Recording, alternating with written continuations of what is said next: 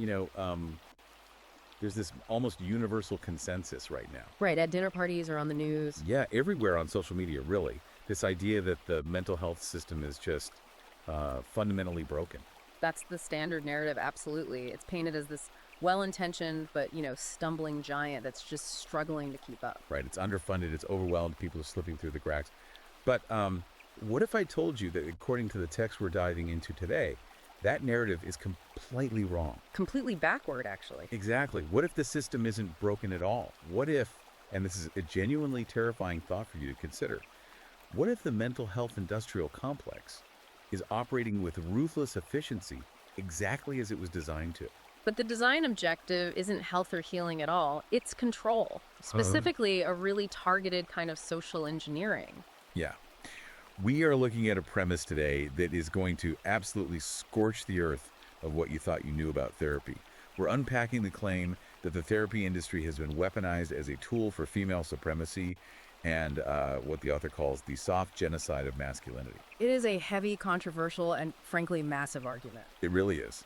And before we jump into this firestorm, and trust me, it is a firestorm, I want to remind you to please like and subscribe to the show right now. We're committed to bringing you these deep dives into the most provocative, hard-to-find texts out there, and your support is what keeps the research flowing.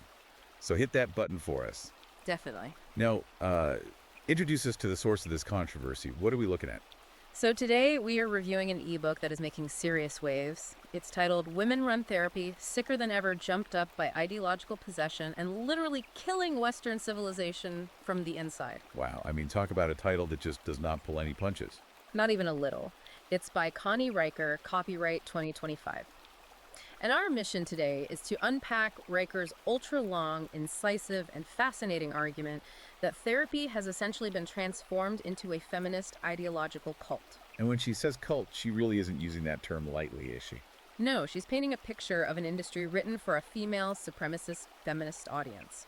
She argues that the professionals running this are possessed by their negative animus and that they are allied with cultural Marxists. Which is a staggering claim. Right, and their combined goal, according to the book, isn't to fix the individual, it's actively attacking masculinity and, by extension, dismantling the foundations of Western civilization. Okay, so we're going to explore what she calls the chemical caste system, the total cancellation of men, and the rise of a new matriarchy. Because Riker's goal here is pretty clear. She's arguing that women need to stop apologizing and start, as she puts it, burning it down. That's the core of it, yeah. So let's unpack this. Where does she even begin? She starts with a preface that effectively serves as a do not enter sign for men. She explicitly addresses the female reader and declares, you don't need therapy. What you need is rage. Rage. Not healing, not mindfulness. Rage. Riker argues the entire premise of modern therapy is a lie because it pretends men are victims who need help. She asserts that men are actually the problem, they are the chaos agent. Wow. Yeah, and she says this book is a war cry for women who are tired of being, quote, emotional janitors. Emotional janitors. That's Yeah. such a vivid, sticky image, like cleaning up the mess while staying silent. Exactly, scrubbing the floors of the male psyche. And she backs this up by looking at the landscape of the profession itself. She cites that 80% of therapists are now female. 80%. And Riker argues this isn't just a demographic shift, right? It's a foundational rebuild of the entire field in the female image where emotional truth is valued over objective facts. So if I feel it's true, regardless of what actually happened in reality. That is the claim.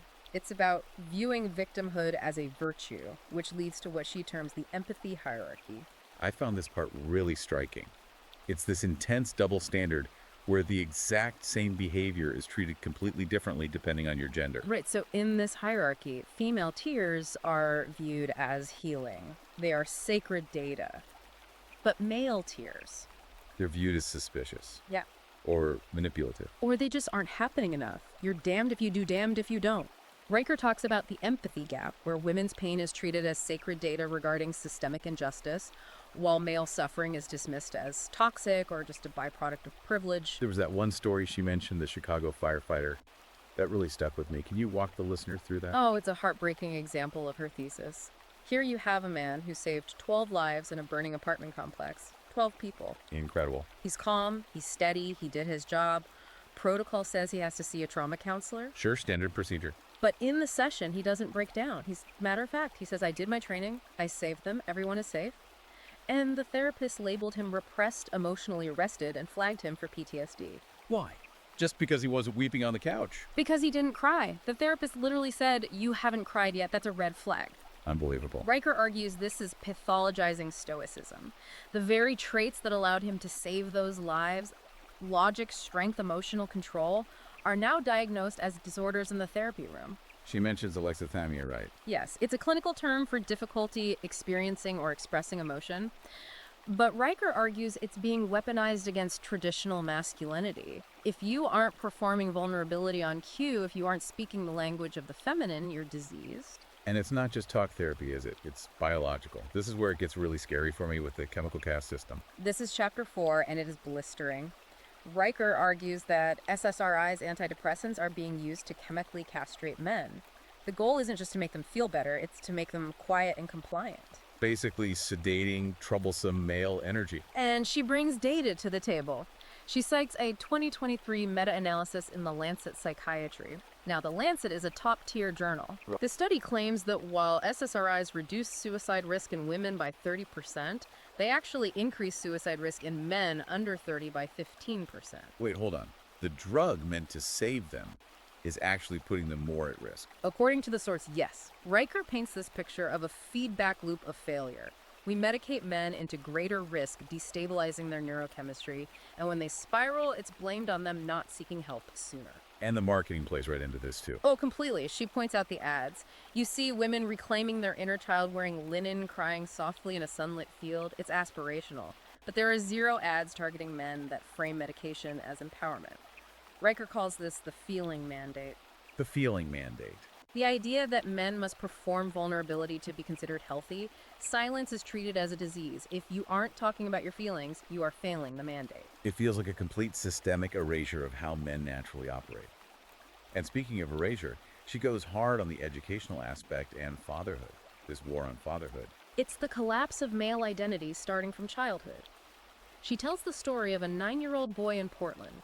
He got sent to the principal's office. You know what his crime was. Fighting. Yeah. Bullying someone. No. He was asked what he wanted to be when he grew up, and he said he wanted to be a superhero. A superhero. Like Superman. A superhero. The school flagged this as aggrandizing behavior and power seeking.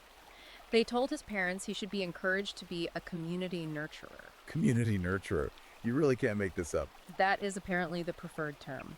Riker claims New York City public schools have even banned the word man on student leadership applications in favor of community nurturer or collective liaison. So they are stripping away the very language of male aspiration. You can't aspire to lead or protect or be strong. You must aspire to soothe. It's like they are trying to reprogram the hardware. Riker argues they are killing the hero's journey and replacing it with the helper's journey. But what about the adults? I mean, couples therapy is supposed to be a neutral space, right? If you're having trouble in your marriage, you go there for mediation. Riker argues that is the biggest myth of all. She calls it the therapeutic bait and switch. She cites a study from the Yale Law Review. A law review?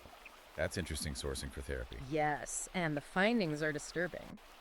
The study allegedly found that 41% of therapists admitted to sharing male clients' private sessions with their female partners. Without the man's consent. That's a massive ethics violation. The justification is emotional safety. The argument is that therapists view male clients as potential threats, latent abusers, and female clients as victims who need protection. So the man's privacy is sacrificed on the altar of the woman's comfort. That sounds less like therapy and more like intelligence gathering. Riker would call it ideological surveillance. She essentially argues that therapy has become a form of totalitarianism. She uses the phrase Maoist re-education camps with yoga mats. That is quite the visual. Maoist re-education camps with yoga mats. It sounds hyperbolic, but then she gives examples. She describes male deconstruction sessions. What actually happens in those? Men are guided to grieve their privilege. There's a story of a man forced to write essays on how Pythagoras the mathematician oppressed indigenous counting methods. Pythagoras. The triangle guy. Same one. The idea is to deconstruct logic itself because logic is seen as a tool of patriarchal oppression. And then they have to write apology letters to the collective feminine. Apologizing to all women everywhere. Correct. For the crime of existing as a man in a patriarchal world. Riker describes this as a humiliation ritual. It's not about healing the individual. It's about breaking down the male identity so it can be rebuilt or discarded. It's incredible how organized this seems in her description. It's not just random bad therapists. She describes a gaslight grid. Right, and therapy audits. She discusses how companies are using emotional due diligence to mine employee psyches for dissent. If you aren't participating in the therapy culture, if you aren't showing the right emotional metrics, you're flagged as a cultural mismatch. It's the therapy loyalty loop. Exactly. Progress isn't measured by you getting better and leaving therapy. It's measured by your attendance and your dependency. If you leave, you're resistant. If you stay, you're doing the work. So if the system is doing this to men, breaking them down, medicating them, spying on them, what is it doing to women? Because the title of the book says Women Run It. Are they the winners here? Riker argues they are being radicalized. This is the feminist mind control machine. She argues that therapy acts as an accelerant for that negative animus we talked about earlier. Is there data on this radicalization? She cites a 2023 MIT study claiming that 68% of women in feminist therapy groups adopted radical gender ideologies within just 12 weeks. 12 weeks? That's incredibly fast for a total worldview shift. It is. Riker argues that therapy acts as an echo chamber. You go in with anxiety and you come out with a political manifesto. The system encourages women to externalize all their problems. If you're unhappy, it's not your choices, it's the patriarchy. It's his fault. And technology is accelerating this. She mentions an app, Therapy Riot. Therapy Riot. It's an app that offers daily affirmations. But these aren't I am worthy affirmations. They are things like male tears fuel my power and my rage is my reformation. Wow. That is not healing, that is arming yourself for conflict? It's about harnessing rage. And this leads to Riker's endgame theory. She believes this isn't about equality. She says we need to stop pretending it is. It's about succession. Succession. Like replacing men. The new matriarchy. A world where men are economically and emotionally irrelevant and women are emotional sovereigns. Riker asserts that for the women in this movement, healing isn't feeling better, it's burning the system down. It's a complete inversion of what we think therapy is. And she talks about the trauma Olympics too. Yes, this is the social currency aspect. In this new system, status is determined by how much you've suffered. Women compete to prove who has the most trauma because trauma gives you authority. It gives you the right to speak and the right to silence others. So if you are a victim, you are virtuous. And if you are virtuous, you can do no wrong. Riker argues this leads to the death of accountability for women, while men are held hyper accountable for everything, including the system itself. So what does this all mean for you, the listener? I mean, this is heavy stuff. Riker's final analysis is that the age of male-led delusion is over. She says the empire of female emotional intelligence is rising. It's almost prophetic in its tone. It is. She leaves the reader with a very provocative thought. She asks, essentially, are you one of the weak ones who turns away because this truth is too uncomfortable? Or will you join the movement? She frames it as a test of courage. She does. She says, if you are still clinging to the idea that men are inherently good or that therapy is a neutral space, then put the book down. You aren't ready. But if you are ready to see the rot, as she calls it, then this is your manifesto. It is definitely a text that refuses to compromise.